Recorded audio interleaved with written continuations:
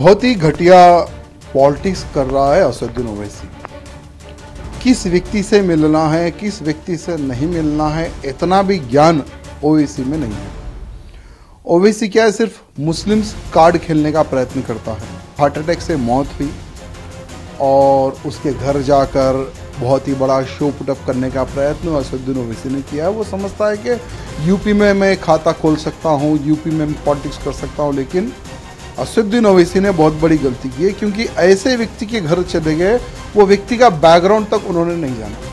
बहुत ही घटिया पॉलिटिक्स कर रहा है असदुद्दीन ओवैसी। किस व्यक्ति से मिलना है, किस व्यक्ति से नहीं मिलना है, इतना भी ज्ञान ओवैसी में नहीं है। ओवैसी क्या है, सिर्फ मुस्लिम्स कार्ड खेलने का प्रयत्न करता है। मुख्तार अंसारी की हार्ट अटैक से मौत हुई और उसके घर जाकर बहुत ही बड़ा शो पुटअप करने का प्रयत्न असदुद्दीन ओवैसी ने किया है। वो समझता है कि यूपी में मैं खाता खोल सकता हूँ, यूपी में मैं पॉलिटिक्स कर सकता हूँ, लेकिन असदुद्दीन ओवैसी ने बहुत बड़ी गलती की है, क्योंकि ऐसे व्यक्ति के घर चले गए, वो व्यक्ति का बैकग्राउंड तक उन्होंने नहीं जाना।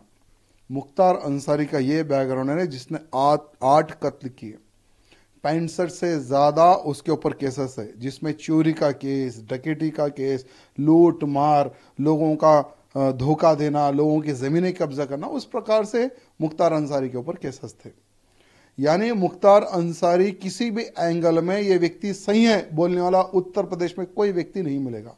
तो ऐसे व्यक्ति के घर जाना ये एक बहुत ही घटिया पॉलिटिक्स असदुद्दीन ओवैसी करता है, और पूरे मुसलमानों को धोखा देने वाला अगर कोई व्यक्ति है तो असदुद्दीन ओवैसी है। यानी डुप्लीकेट मुसलमान असदुद्दीन ओवैसी। क्योंकि अगर कोई सच्चा मुसलमान होता है तो मुसलमानों की भलाई के बारे में सोचता है, लेकिन असदुद्दीन ओवैसी एक ऐसा राजनेता है जो मुसलमानों को धोखा देकर खुद की पार्टी को डेवलप करता है और खुद के परिवार को डेवलप करता है, और अपोजिशन पार्टी को ब्लैकमेल करके वो बिजनेस करता है। ऐसा है असदुद्दीन ओवैसी। लेकिन मुख्तार अंसारी के घर जाना मुझे नहीं लगता कि असदुद्दीन ओवैसी को कोई फायदा होगा, उल्टा असदुद्दीन ओवैसी का नुकसान हुआ।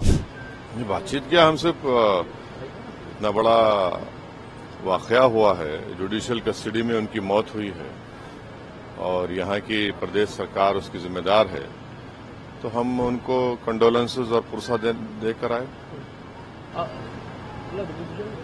सर, उसके बाद कल जो गठबंधन हुआ उसमें आपने समाजवादी पार्टी के ऊपर काफी कहा कि उन्होंने हमेशा से 90% मुसलमानों ने वोट किया। उसके बाद भी वो कह रहे हैं कि आपके ऊपर आरोप लगा रहे हैं कि अब आप आए बिल्कुल इलेक्शन के टाइम एक्टिव हुए हैं, उससे पहले नहीं दिखे, वोट के लिए आप फर्क डालेंगे, आप एनडीए को मदद कर देंगे आपके अलावा। नहीं, हम दोनों से मुकाबला करेंगे, एनडीए से भी, बीजेपी से भी करेंगे, और जो भी हमारे खिलाफ ओपोनेंट होगा, हमारे पीडीएम के खिलाफ, उससे मुकाबला करेंगे।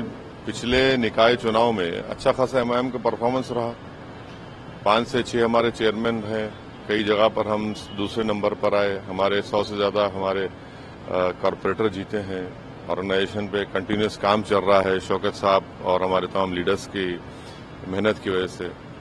तो ये उनको बताना चाहिए कि उनकी पार्टी में ये सब क्या हो रहा है, चाहे मुरादाबाद हो, रामपुर हो, चौथ तरफ हो।